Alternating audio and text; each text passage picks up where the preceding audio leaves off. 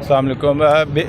ابھی ہم کینٹ کچہری سے ہائی کورٹ جا رہے ہیں کیونکہ اطلاع ملی ہے کہ ہائی کورٹ نے نوٹس لے لیا ہے. FIRs کی کوشمنٹ کی ہیئرنگ ہوگی اور 3 بجے کینٹ کچہری میں دوبارہ عمران ریاض کو پیش کیا جائے گا.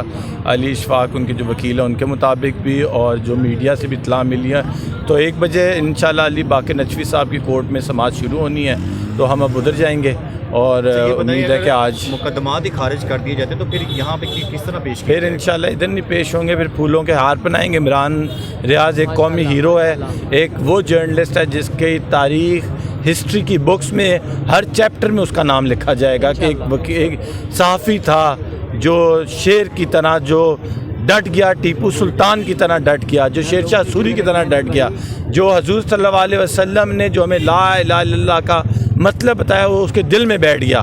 وہ بندہ جو مسٹر ایکس کے خلاف کھڑا ہو گیا. تو میری نظر میں عمران ریاض انشاءاللہ آج وہ کپ اٹھائے گا جو قوم نے اس کو دے گی، جو 22 کروڑ کی قوم اس کو دینے لگی ہے انشاءاللہ. چل